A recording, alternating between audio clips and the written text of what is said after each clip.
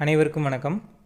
TNPSC தரப்பிலிருந்து முக்கியமான அறிவிப்பு வந்து வெளியிட்டிருக்கிறாங்க 24/3/2026. ஸோ இன்றைக்கி தான் ரிலீஸ் பண்ணியிருக்கிறாங்க இந்த PDF. So combined technical service examination diploma IT level. So இதற்கான onscreen certificate verification list CV list வந்து வெளியிட்டிருக்கிறாங்க.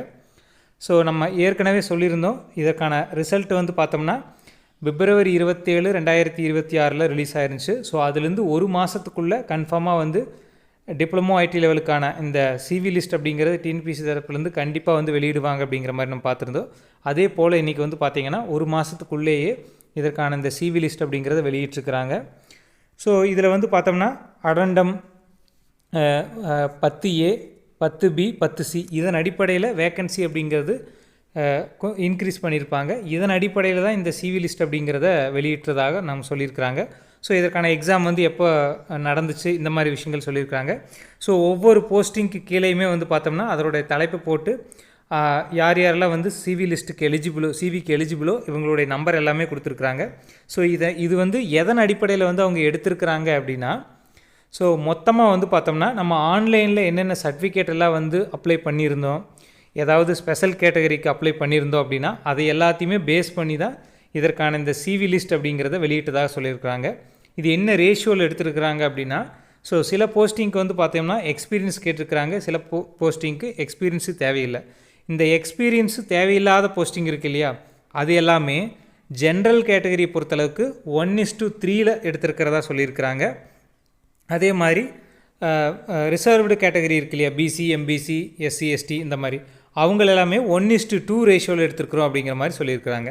அடுத்ததாக எக்ஸ்பீரியன்ஸு தேவைப்படக்கூடிய அந்த பதவிகள் இருக்கு இல்லையா, அதுக்கு எல்லாமே வந்து எல்லா கேட்டகரிக்கும் 1:5 அப்படிங்கிற ரேஷியோவில் எடுத்துருக்குறோம் அப்படிங்கிற மாதிரி இதில் வந்து பின்னாடி வந்து குறிப்பிட்டிருக்கிறாங்க.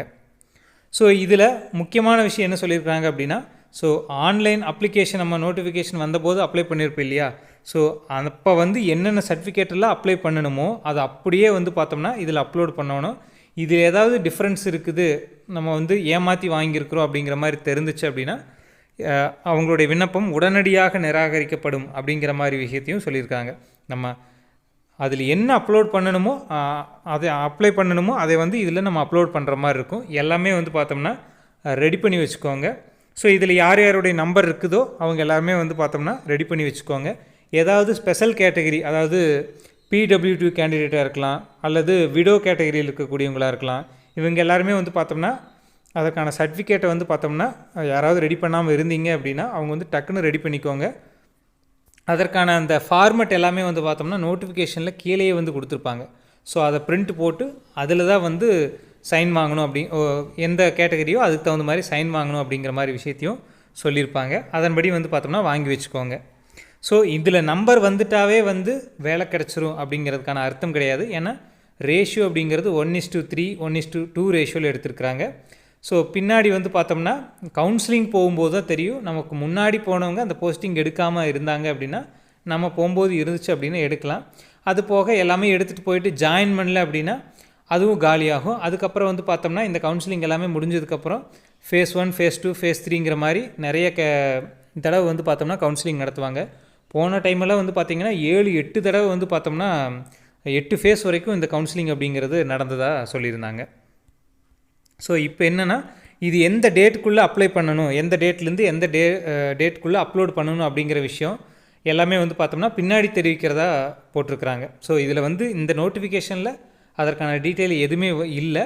ஸோ அது பின்னாடி வந்து பார்த்தோம்னா எந்த டேட்லேருந்து எந்த டேட்டுக்குள்ளே அப்லோட் பண்ணணும் அப்படிங்கிற விஷயத்த வந்து தேதியை வந்து சொல்லுவாங்க. அதுக்குள்ளே நம்ம வந்து அப்லோட் பண்ணிக்கலாம். ஸோ அது வந்து பார்த்தோம்னா சேவா சென்டர்ஸில் போய் அப்லோட் பண்ணலாம். இதே நம்ம வந்து கரெக்டாக நம்ம வந்து ஸ்கேன் பண்ணி இது பண்ணோன்னா நம்ம வீட்டிலேருந்தே கூட வந்து நம்ம லேப்டாப் இருந்துச்சு அப்படின்னா அதில் வந்து பார்த்தோம்னா அப்லோட் பண்ணலாம்.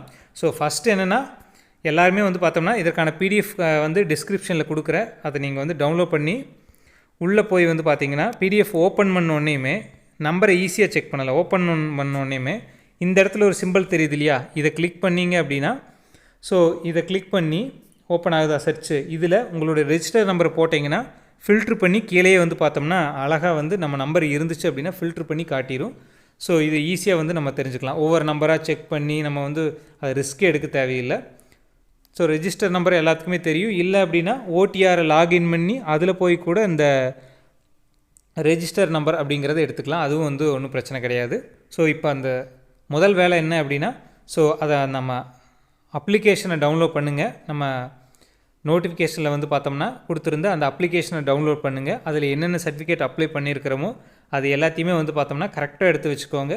டேட் சொன்னாங்க அப்படின்னா கரெக்டாக வந்து அப்லோட் பண்ணிடலாம். ஸோ கடைசி நாள் வரைக்கும் வெயிட் பண்ண தேவையில்லை. ஸோ அந்த அப்டேட்டை வந்து நம்ம பார்த்தோம்னா பின்னாடி வந்து பார்த்துக்கலாம். ஸோ இப்போதைக்கு சர்டிஃபிகேட் எல்லாமே வந்து ரெடியாக வச்சுருங்க இந்த நம்பர் இருக்கிறவங்க எல்லாருமே. So thank you.